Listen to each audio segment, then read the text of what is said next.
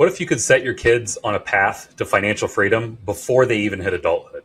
In today's episode, we'll uncover how to instill the foundational principles of smart money management and entrepreneurship that will empower your children to thrive financially and live a fulfilling life.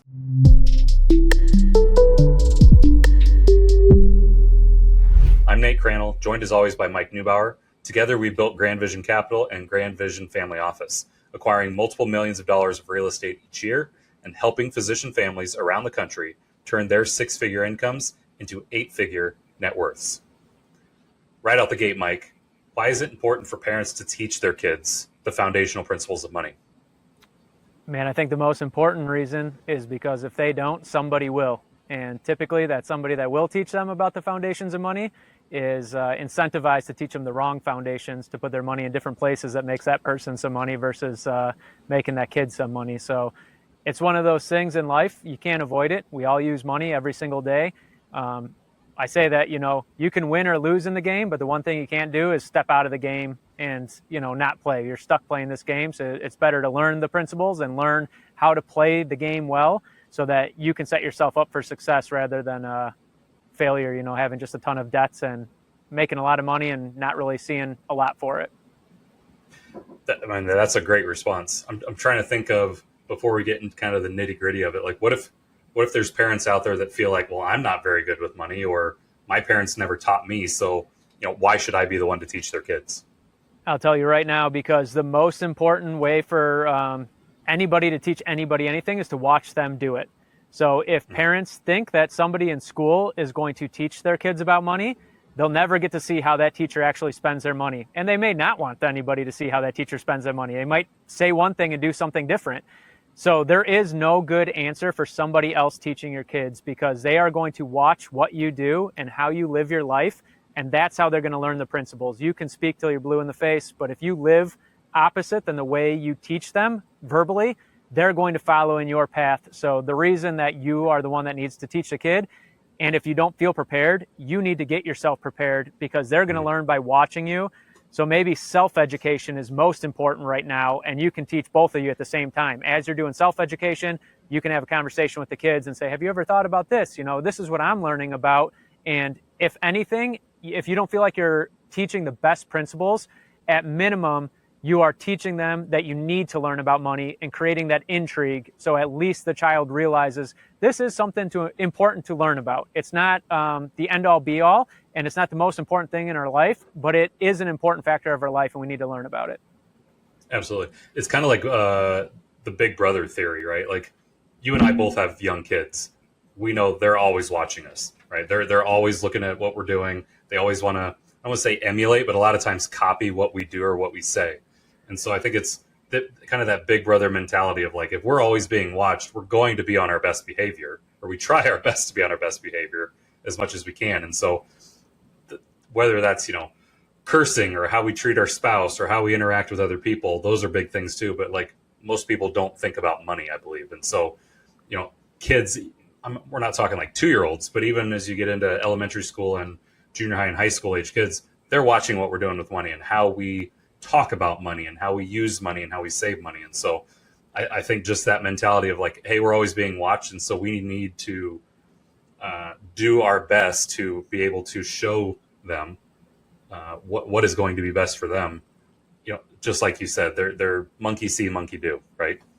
Correct. Yeah, you actually had a psychiatrist on a little bit ago, and I watched, I can't remember his name, but he made a remark that stuck with me. And he said, if your kids do something, if we see a behavior, we better be humble enough as parents to realize most likely that behavior they learned came from us. Because we'll see a kid do something else and think, where did they learn that? But the reality is they most likely learned it from us. So if that's the first place we look, we'll usually find the answer of where they learned it. And that was totally unrelated to this conversation, but he made that point about other behaviors. And it's true in money as well. If your kids grow up with certain money habits, you got to have the humility to think they probably learned that from me as a parent growing up. Absolutely. Yeah. Dr. Daniel Hochman, who is a psychiatrist. A lot of that conversation on our Doctors and Dollars episode was around wealth and how that can lead to addictions and depression and a lot of negative aspects in people's lives. So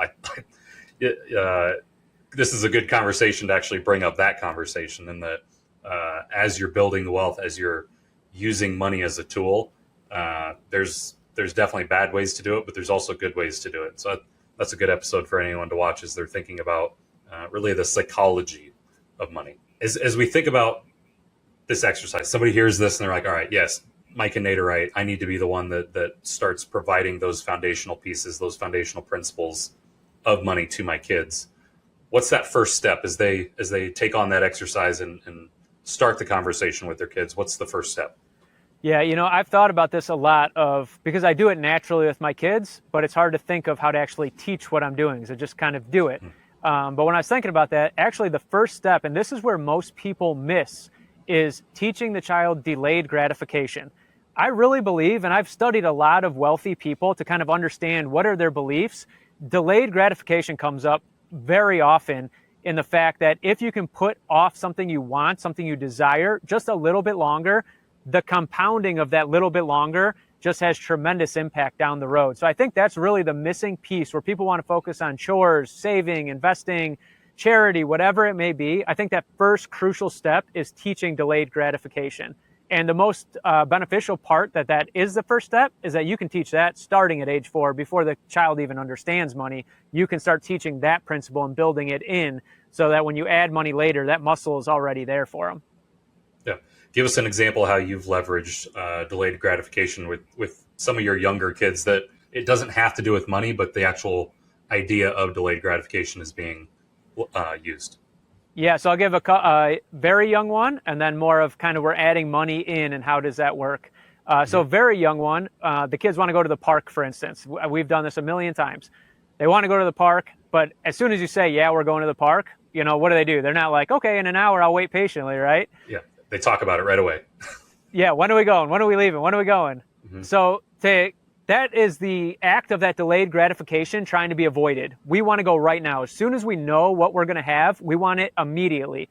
So that's an opportunity to push that bar a little and start to teach the brain to say, okay, they said we're going to do it. I need to give a little bit of time and we're going to do it. So we would always, you got to bribe, you got to do something, you can't just tell the kid to be good. And so we'd say, listen, I know you're going to ask a million times. I'm not going to tell you how long 10 minutes is, but I'm going to set my timer, and if you make it 10 minutes without asking, we'll go for ice cream when we're done at the park. But if you can't hold off for 10 minutes, we're not getting ice cream when we're done at the park. And typically, they'll go, the first time maybe they go short, but then they'll go 15, 20, 30 minutes because they don't really know in their head where that 10 minutes falls, but they get used to the idea that waiting patiently provides a greater gratification if I can do that. Yeah, that's a really good example. And it's just a way to help the kids. I mean, honestly, they need to learn time, but let's keep them under the idea of like what the concept of time is. But that's a really good example of helping the kid understand like it's coming, but not right now. And I think, even adults, there's probably a ton of adults out there that need to learn delayed gratification with all the technology and everything that we have these days. But what's an idea of one that you've used with money with some of your older kids? Yeah, so, and even older, these examples get a little bit more intense, but really that transition, what I just talked about, the park and the ice cream, the older kids are like, whatever, Dad, like so dumb now because they've seen it and they've seen it on their younger siblings. But the other thing is, that's like a 3 to 4 year old, a mature 3-year-old or a 4-year-old, they'll totally get that. They are the best for that delayed gratification training. Now my 5-year-old, who's 5.5 now, now he does some work around the house and he gets paid for it and he wants to spend some of that money. So when he wants to spend it, his big thing right now is Pokemon cards. Every time he finds a quarter, like, can I buy a Pokemon card with this? So what he does is he wants to go to the store or he wants to order on Amazon because now he knows they're available there and they'll show up right away. But once he has enough money and he knows how much money buys a pack, the way I transition then into that money, I said, listen, if you can wait to spend your money and buy that pack today, if you wait until this time tomorrow, I will buy you another pack. So if you can wait an extra day, the benefit is I'll buy a pack for you. And of course, you build it up and say, like, what's the chances of getting one of those rare cards in 1 pack versus 2 packs? If you got 2 packs, you doubled your chances. And so they get excited. And I've pushed that, with him. You can push that a couple days. Otherwise, be buying all kinds of Pokemon cards, so I can't push it too far. But that's how you kind of start adding the money. So once he started receiving some money, now we start using that gratification muscle and start adding the money and the purchasing power and what you can buy if you wait to the equation. Another great example. So that's kind of that first step of approaching the exercise of talking about the principles of money.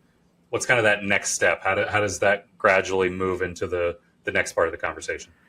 Yeah, so I'll use my 5-year-old again because he's just such an easy example. The other kids, I've kind of forgotten these steps until I had to repeat it again, and they're kind of at the next level, but he's a great example to just kind of walk through. So now he earns his money. He gets $1 per day. So he has his list of work to do, and then he gets $1 per day to do that. So the first thing that we taught him was, he said, hey, can I earn some money? And of course, they always say, like, I have an idea, I'll do X, Y, Z. And it's always something that's like not beneficial for me and it's easy for them. And I'm like, that's not going to work, man. That's not a good chore. So we taught him, the next thing was teaching him, you need to identify where an opportunity is to make money. So whether you're a business owner, whether you're an employee, the reality is you will be paid more and you will be more successful the better you are at identifying opportunities to help the person paying you. So if you're a business owner, the more you identify problems for your customers and you solve those problems, the more the customer will pay you. If you're an employee, the more you can identify the stresses in your boss's life and start to remove those stresses from his life and take that off his plate, the easier it is to ask for a raise and the more likely it is that you're going to get a raise. So that's really kind of the next thing, was teaching that principle of, I don't need you to restock the toilet paper. That is very easy for me. I don't really need that, and he just wants to, like, I'm in there anyways, I'll throw that on there. So we thought was, watch me throughout the day. Since I'm the one paying you, watch me, and if you see me get stressed, if you see me huff or roll my eyes, know that that's an opportunity, that's something I don't want to be doing right now. And then you can keep a note of that maybe that's something that you could offer to do for me in exchange for money. So one of the things was, we have chickens here on the farm. So every morning we want fresh chicken eggs. But like the most boring part of that is going out. The first time it's fun to go get chicken eggs out of your coop. But now when you got to walk across the yard to get chicken eggs, it's like, I just want to eat the eggs. I wish they were here. So he saw that in the morning when we start the coffee, I no longer enjoy having to go get the eggs. I want them to just be waiting for me. So I walk in, have the eggs, and he was like, Dad, what if every morning from now on, before you make your eggs, I'll go get them from the chicken coop and bring them in? So he started to learn, and of course he didn't think of that right away. He went through a few things and said, like, what if I did this? And I would say, did you see me struggle with doing that? And he's like, no, I just thought of it. And he'd say that again, what if I do this? And I'd say, I actually enjoy that. Do I look upset when I do that activity? And he'd say, no, you're happy. So I said, we kept working through it, and then he identified this. So now that's what his job is. He'll go out there every day. He's got his calendar, and then he puts a mark when he's done getting the eggs on the calendar. And then once we get to a week, we'll circle that and then pay him for the week. And then he's got $7, in his pocket to go do something with. But that was kind of the next step in teaching him about money. Is there is no easy way to earn money. The easy way to earn money is to identify opportunities where people don't want to be dealing with that problem and then solve that problem. So he did that for me, and now that's his job. So every day he goes and gets the chicken eggs. There you go. That's another great example, especially for a 5-year-old to be able to identify, like, oh man, Dad always rolls his eyes because I know how much you love your coffee in the morning. Nice black coffee. So it's like, you're making black coffee, and it's like, oh, now I have to leave the house to go get the eggs. Yeah, that's a great example, because that's something I know that you don't like doing. Yeah. You'd mentioned business opportunities, creating something that then you sell or you offer a service of some kind. I think, like my 10-year-old did an ice cream stand about a month ago. A lot of people say, okay, lemonade stands, ice cream stands, that's pretty common. I really like, maybe it was unintentionally or maybe she watched me do it, how she actually invested into doing that. She took a bead kit that she received for Christmas, so a free gift that she received. And then one day she was just like, hey, I think I'm going to make a bunch of bracelets out of these beads. I'm like, okay, well, what are you going to do with them? I'll just set up a table at the end of the driveway and I'll put a little sign and I'll sell these bracelets. So free capital, essentially, right, to be able to build this. She sold, I believe it was about 55 bracelets. Pretty wild. 55 bracelets for like $2 each. She took then that money And again, these were all just neighborhood people. Now we have a bunch of 60-year-olds in our neighborhood wearing, pink and yellow beaded bracelets. But she took that money then and then went and bought all of the ingredients for the ice cream. So now she took something that she was selling for $2, all of that capital, and now she's making ice cream with our homemade ice cream machine. And now she's selling cups of ice cream for $5. So I sat her down one time, and this was really unintentional, but just kind of an idea of helping her understand what she's doing and why this is actually, in larger scales, how very successful businesses become more successful. And so, yeah, she went out and sold, I don't even remember what the final number was, like 77 cups of ice cream at $5 a pop, if you want to do that math. So, and she's one of those, she doesn't have, Pokemon cards or like, an end goal to her money. She was just like, well, I like the idea of having money. And so let me do something, go get it. And it wasn't terribly hard. It was fun for her to learn how to make homemade ice cream and sell it. And, we had half our neighborhood, showed up and, complimented her on all she did and the signs she made and, the business acumen to actually go out and do this on a Friday night. So that was a really good experience. And I'm not saying that just to brag about my 10-year-old. It's just more of like that could be an idea for someone. Or if your kids do approach you with, hey, I would love to do this, don't shoot it down. Don't, lower that idea down to say, that's not going to work. Help them out, give them the tools, give them the ideas, have that be the spark of the conversation to talk to them about money. Yeah, no, that's great. And then you identify that opportunity, right? You're kind of watching, what do the people walking down the street, what could I hit them with? What would they enjoy? Do I see a lot of girls or do I see a lot of boys? If I see, all males walking down the street, the bracelets are going to be tough to sell, like identifying kind of how you're going to do that. But yeah, I don't know if you're in my brain, but that takes us perfect to the next principle of what do you do with the money once you have it. So first you got to have the delayed gratification, then you got to identify the opportunity. But you just brought up that perfect transition of now you have the money, you really only have three options. You either spend that money, you either save that money, or you invest that money. So that's really kind of the next path of what do you do once you have your money. And that's really the key, is to have that conversation with them and walk them through those three choices. And I will say that charity is 100% on there. I think people make charity very weird when they're teaching their kids about money. But I think it needs to be had in the conversation for sure.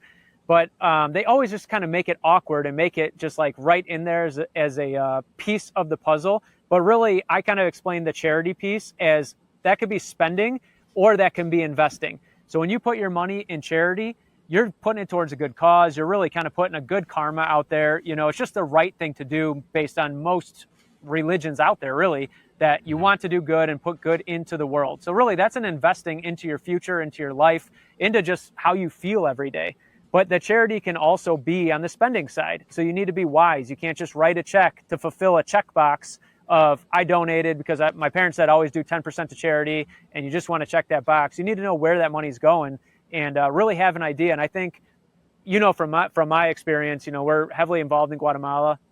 We like to really do both, because when you're involved physically and personally in the organization, it really gives you a behind the scenes look of how that money is managed. So that's why we use that as our charity. And not everybody has the ability to do that. But if you don't, then I would really talk to some people that are maybe friends and they're a part of an organization and learn how it's run. And you can make a big difference in these smaller organizations where you actually get to see behind the scenes to make sure this money isn't just getting blown away to nothing. So that's the one thing I always talk about on the charity side, is it can go either way. Yeah, that's a good thought. And obviously we're doing our Doctors and Dollars mission trip in February and bringing a bunch of physicians down. Anybody can sign up for that. We'll have information on our website about it. But that's one thing.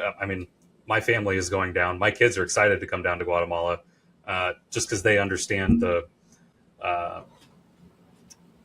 income difference between the United States and Guatemala, and a lot of people down there, and how people are a little bit less fortunate. So I think even one principle there is you think about charity, maybe not even have to do with money, but giving your time.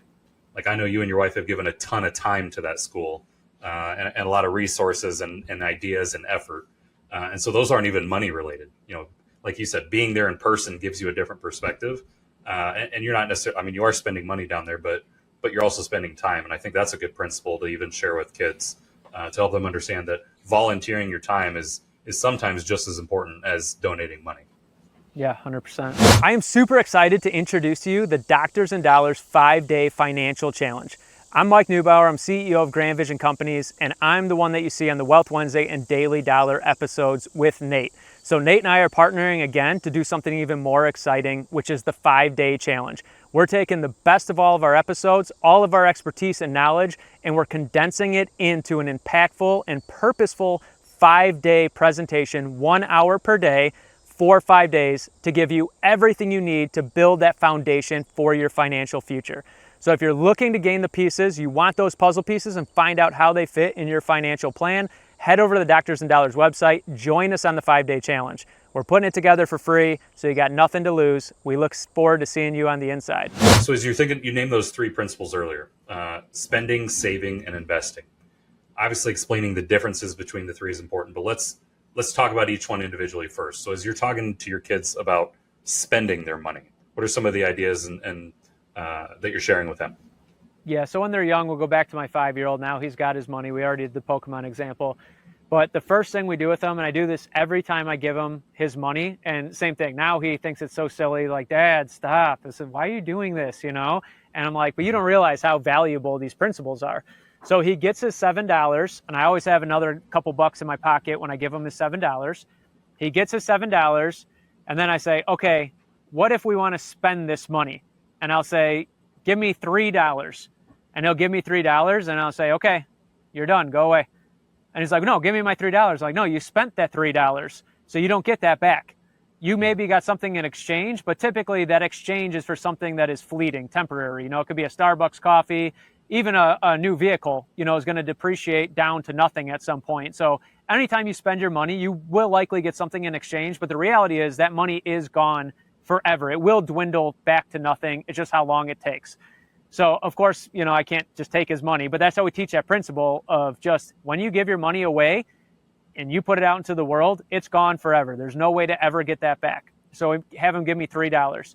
Then I'll give him the $3 back, and we'll go through the save scenario. So I say, give me your $7. And then we have kind of a dividing wall in our house between our kitchen and the family room. So I'll say, okay, go walk around that wall there and come back. So walk around the wall and come back, and I'll give him his $7 back. So now he's got $7. He put $7 in, he got $7 back. He's too young to understand that saving will not outpace inflation, and really it'd probably be like $6.50 back. But either way, he gets his $7 back. What he put in, he got back. Then we do the investing. So then he gives me the 7, he does his lap around, and then I pull the extra 2 or extra 5, whatever the case is, because the investment's always going to be a little bit different return. But I'll pull the other 2 out, and then I give him 9. And I'll say, when you invest your money, now over time, you get more money back. So you don't have 7 anymore, now you have $9. And then of course you have a conversation of like, when you spent the money, how did you feel when you gave me 3 and then you only had 4 left? How did you feel? He's like, that wasn't good. I wanted all my money. And then we do the saving thing, and he's like, well, that was fine. I was happy. And then we do the investing, and then he's excited. I'm like, see, when you invest, you're putting your dollars out to work. Those are your little employees that you earned. You get to send them to work in the world, and when they come home to you, they bring money back with them. So isn't it more exciting to see them come back and they have more money with them? And he's like, yeah. And like I said, now, he knows what's going to happen, and we'll switch it up and do investing first or take all of his money for spending, whatever the case may be. But really, that was kind of that first time when I walked him through how to do that. Yeah, and that's a good scenario that reinforces the idea of delayed gratification should be taught first, right? Even though that walk around your dividing wall probably took him 5 seconds to do, that delayed gratification of like, I'm going to put this $7 out there to work, and I know that when I come back around, I'm going to have $9. That's going to teach him to do great things. The analogy there is then, how can you invest those dollars if you know 9 is coming? How quickly can you run around that wall and come back and go from 7 to 9? Yeah, and like I said, we always switch it. There's all kinds of psychology, but if the reward switches, it's more likely to be captivating to that person. So we always switch it, but it also is investment returns are different all the time. But same thing, you start to realize, okay, maybe the next step I could teach him is he could pick a type of investment, and whatever he picks, then I give a return based on what I would expect for that. So he can start to realize this investment only gets me $1. This one usually gets me like an extra $7. So I doubled it, and he'll start to kind of correlate those. So maybe that's the next step that I'll be adding to the training for him. There you go. What are some things that parents should be teaching their kids just around saving money? So this is really the kind of the next step. So, I mean, dude, this is great segue. It's honestly perfect because now I have a 13-year-old. So she's a different level. She's not going to walk around a dividing wall and play that game with me, and she's just going to laugh, and it's hard to teach them. But now we're at a point where she actually understands investing. She's now looking down the barrel of having to buy a car. So she's starting to realize, okay, money is starting to mean more than just I got this in my birthday card. So we talk about the next level of this is when you invest, there's really two options for that investment. You're either looking for capital gains or you're looking for cash flow. And what you're looking for when you invest is capital gains is when I need a certain dollar amount of money. So a minimum investment for a lot of, passive private investments and a minimum investment amount to really shoot for as a goal where cash flow really makes a difference is about $100,000 for adults. Hers is more going to be about buying a car. But the goal is to identify how much money do I need and then focus on investments that return chunks of cash to get to that dollar amount. So you're looking for capital gain type investments. You're not going to buy a dividend stock that pays dividends over time, but it likely isn't going to take off like, NVIDIA or something. You don't go buy a good rental house and wait forever. You find a house that you can flip.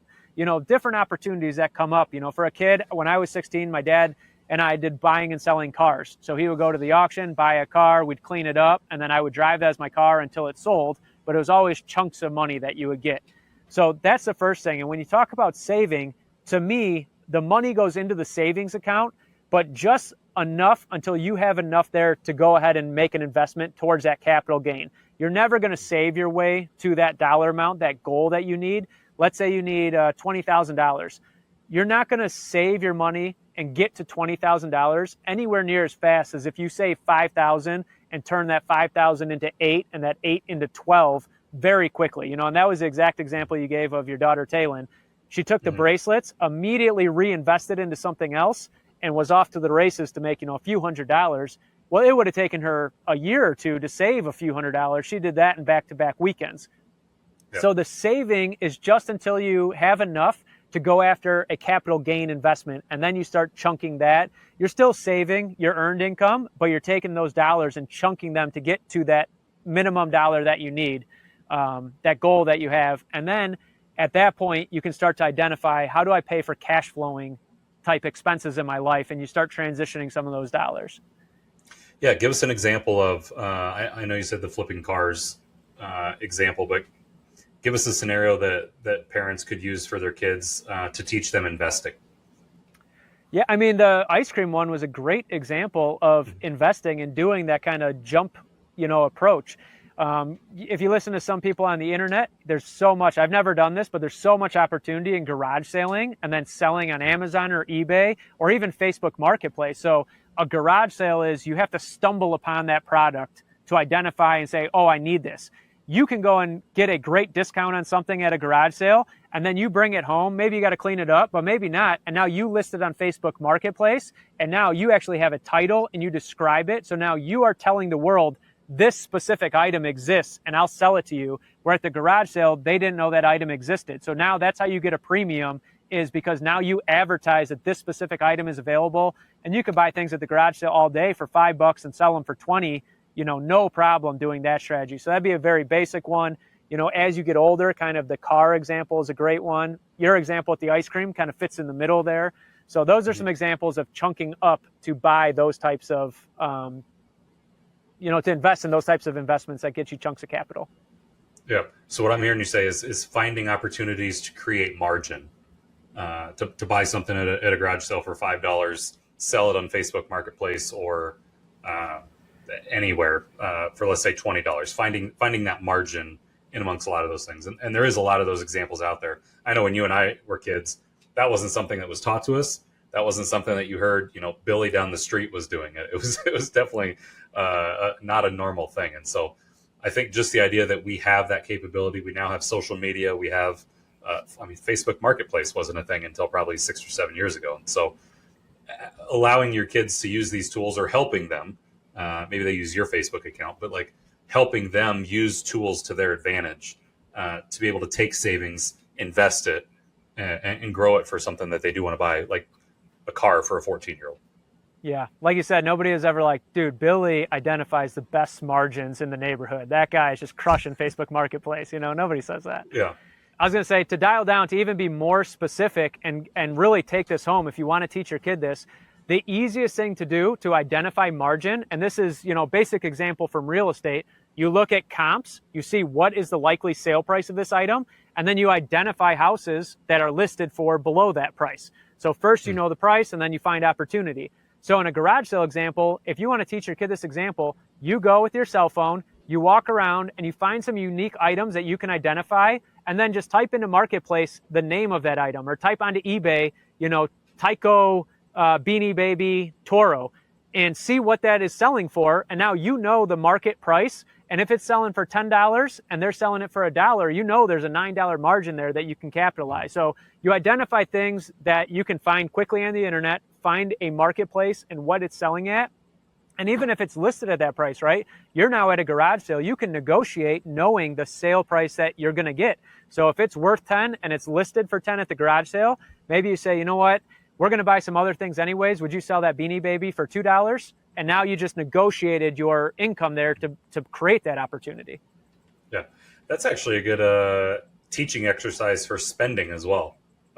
You wouldn't think so because we were talking about investing, but like that's a good spending example as well. I think about like my son loves trucks. He likes not the little tiny like metal tractors and stuff that we played with, like stuff that's definitely bigger. We had this truck. It was a hook and ladder fire truck.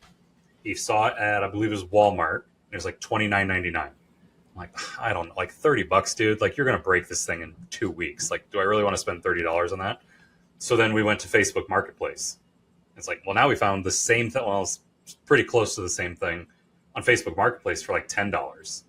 And like he did not care the condition of it. He just heard, well, you didn't like $30, but now $10. I know that's a smaller number than 30. Now will you get me that fire truck? I'm like, sure, dude. Send him a message. $10 fire truck versus 30. And so like there's an exercise there that is good to teach your kids.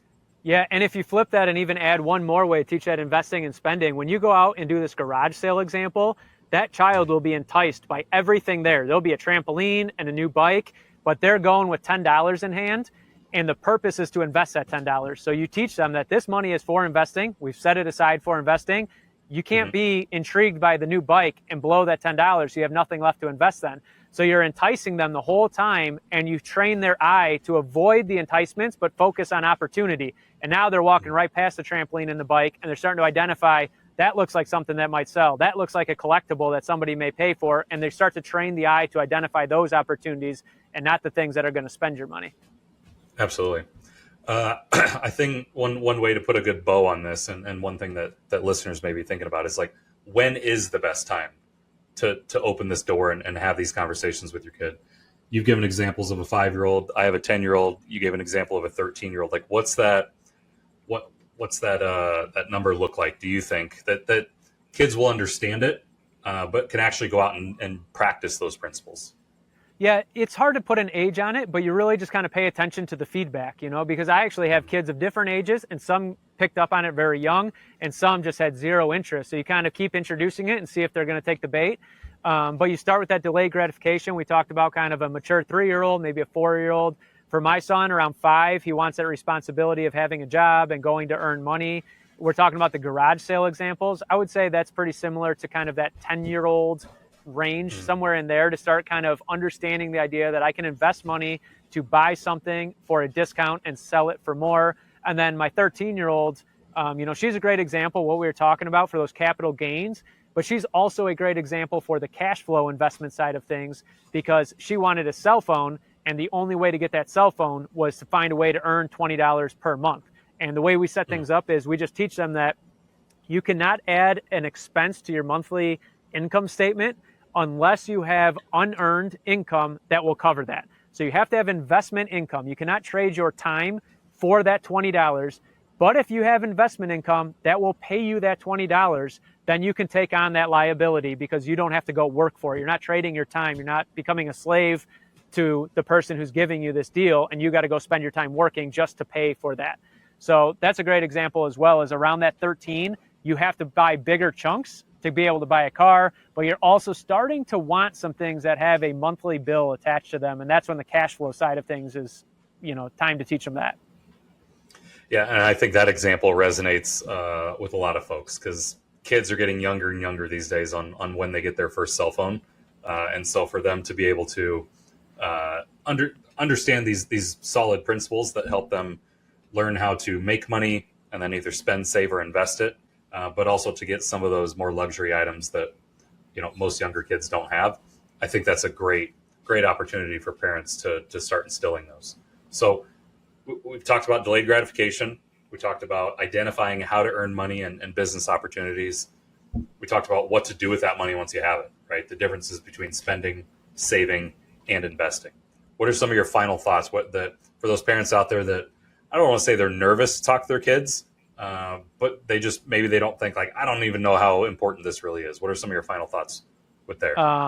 Like I said, I don't think there's anything really that is equally as important besides, the religious type of things, family, love. I mean, right after those key points, money really is what is very important after that, because you can benefit from money, but money can also take over your life, and people do crazy and terrible things because of money. And there's not many other influences in the world that have such a gripping and such a drastic difference. So I would say that you have to realize that if you do not teach your kids the principles of money, that doesn't mean you're not teaching them the principles. They're still learning the principles. It's just going to be the wrong ones. So the fact of not teaching them the right principles, by default, you're teaching them bad principles about money.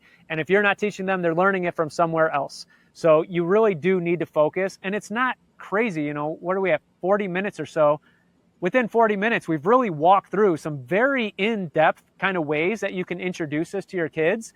So even if you don't understand money, even just in this episode, you can at least start to lay that foundation and that groundwork for good money principles. And then you can kind of start learning a little bit more along the way about capital gains versus cash flow and start to think about that in your own life. And if you see something that interests you, you can talk to your 13-year-old and say, hey, did you ever think about this? I just learned this. Did you know about this? And just kind of have that open conversation where you're starting to grow on these principles and that foundation. It doesn't have to be something overwhelming, but it is very important to do something. Absolutely. I think it's crucial. I think we've covered a lot of the good basics today on what to talk to your kids, how to talk to your kids about the money ideas and principles that are out there. All right, man. We'll see you next time.